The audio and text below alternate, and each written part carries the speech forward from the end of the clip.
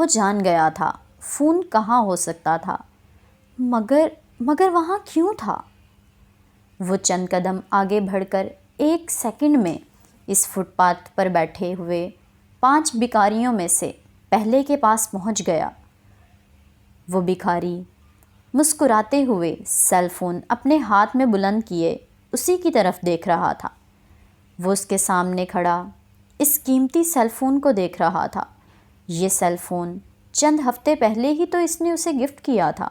وہ جانتا تھا اس سیل فون کی میموری میں محفوظ واحد نام اور کانٹیکٹ نمبر اس کا اپنا ہی تھا۔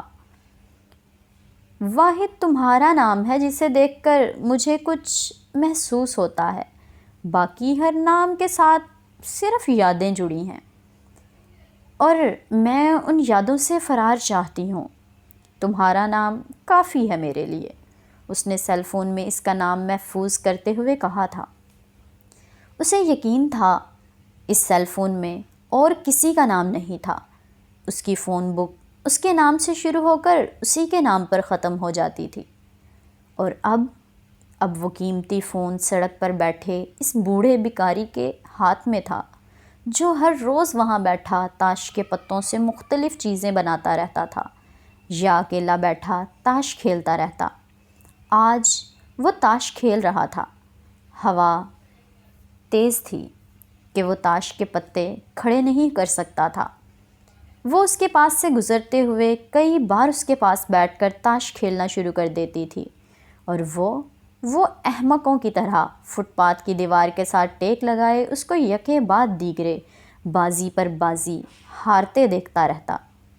وہ دیکھتا تھا کہ ہمیشہ چھوٹی چھوٹی غلطیوں پر وہ آخری لمحوں میں بازی ہار جاتی تھی، حالانکہ وہ تاش کھیلنا جانتی تھی، پھر کیوں ہار جاتی تھی؟ بہت دفعہ اس کا دل چاہتا وہ اسے ٹوک کر کی جانے والی غلطی کے بارے میں بتا دے، اگرچہ یہ غلط ہوتا، پھر بھی وہ اس کو اتنی بری طرح ہارتے ہوئے نہیں دیکھ سکتا تھا۔ لیکن وہ اسے زبان سے کچھ نہیں بتا سکتا تھا، کیونکہ وہ بوڑھا بھکاری برا مان جاتا، اور کسی اشارے کی مدد سے بھی نہیں بتا سکتا تھا، کیونکہ وہ تاش کھیلتے ہوئے ایک بار بھی سر نہیں اٹھاتی تھی، کسی مدد، کسی داد، کسی آس سے اس کی طرف نہیں دیکھتی تھی۔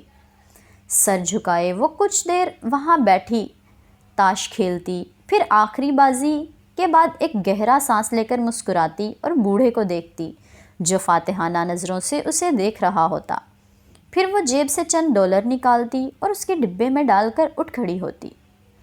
میں اچھا کھیلی نا؟ وہ ساتھ چلتے ہوئے اس سے پوچھتی۔ ہاں، وہ مختصراً کہتا، لیکن ہار گئی۔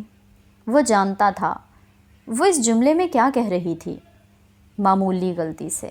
اسے بھی پتا تھا کہ وہ ان 3 لفظوں میں اسے کیا جتا رہا تھا۔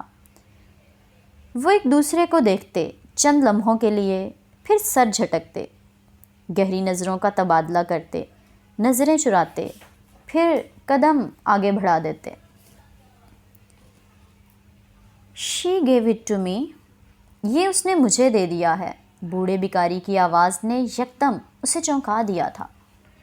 وہ جھریوں بھرے چہرے پر پیلے دانتوں کی نمائش کرتا اسے ہی دیکھ رہا تھا۔